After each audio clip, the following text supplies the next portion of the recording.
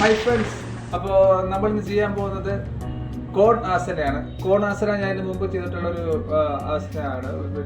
ഇതിനൊരു പ്രത്യേകത എന്ന് പറഞ്ഞാൽ നമ്മുടെ ബോഡിയുടെ ഫ്ലെക്സിബിലിറ്റി, അതേപോലെ ബോഡി സ്ട്രെങ്ത് ഭയങ്കരമായിട്ടും കൂട്ടാനായിട്ട് ഈ ഒരു ആസനയ്ക്കുള്ള കഴിവുണ്ട്. അതേപോലെ നമ്മുടെ ഡൈജസ്റ്റീവ് ഓർഗൻസ്, അതായത് നമ്മുടെ സ്റ്റൊമക്കും അതുമായിട്ട് ബന്ധപ്പെട്ട ഓർഗൻസിൻ്റെ ഡൈജസ്റ്റീവ് പ്രോസസ്സും ബാക്കിയുള്ള കാര്യങ്ങളൊക്കെ നല്ല സ്മൂത്തായിട്ട് ചെയ്യാൻ വേണ്ടിയിട്ട് ഈ ആസന ഹെൽപ്പ് ചെയ്യും. അപ്പോൾ ഈ കോൺസ്റ്റിപ്പേഷൻ പോലുള്ള പ്രശ്നങ്ങളുള്ള ആൾക്കാർക്ക് ഈ കോണാസന ചെയ്ത് കഴിഞ്ഞാൽ വളരെ എഫക്റ്റീവാണ്. അപ്പോൾ നമുക്ക് ആസന കാണാം. നമ്മൾ ഇന്ന് ചെയ്യാൻ പോകുന്ന ആസന കോണാസന. കോണാസന ചെയ്യാനായിട്ട് കാല് 2 പ്രാവശ്യം വൈഡ് ചെയ്യുക. ഓക്കെ, കൈ ശരീരത്തിൻ്റെ 2 വശത്തായിട്ട് വയ്ക്കുക, ചെസ്റ്റ് വിരിക്കുക. ശ്വാസം എടുത്തുകൊണ്ട് കൈ ഷോൾഡർ വരെ ഉയർത്തുക.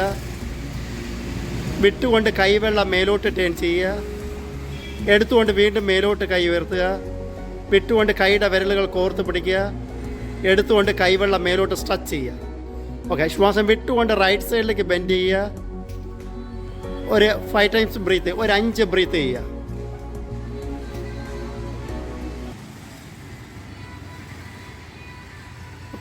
ഇൻഹെയിൽ ചെയ്തിട്ട് ശ്വാസം എടുത്ത് നിവർന്ന് വരിക. സ്പൈൻ ഒന്ന് സ്ട്രെച്ച് ചെയ്യുക, മേലോട്ടൊന്ന് സ്ട്രെച്ച് ചെയ്യുക, ബ്രീത്ത് ചെയ്യുക.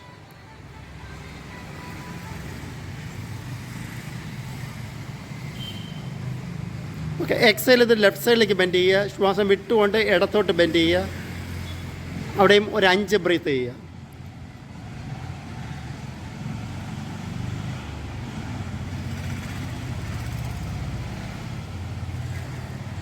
ഓക്കെ, ശ്വാസം എടുത്ത് നേരെ വരിക. വിട്ടുകൊണ്ട് കൈവെള്ള ഉള്ളിലോട്ട് ടേൺ ചെയ്യുക. എടുത്തുകൊണ്ട് കൈ കോർത്ത് പിടിച്ചിരിക്കുന്ന കൈ വിട്ടേക്കുക. എക്സൈൽ ചെയ്ത് ഷോൾഡർ വരെ കൊണ്ടുവരിക. കൈ എടുത്തുകൊണ്ട് കൈവെള്ള അടിയിലോട്ട് ടേൺ ചെയ്യുക. വിട്ടുകൊണ്ട് താഴ്ത്തി വയ്ക്കുക. കാല് അടുപ്പിച്ച് വെച്ച് 1 പ്രാവശ്യം കാല് വൈഡ് ചെയ്യുക. കൈ ബാക്കിലോട്ട് കെട്ടി റിലാക്സ് ചെയ്യുക. 5 times deep breath, body observation, relaxation. നന്ദി, നമസ്കാരം.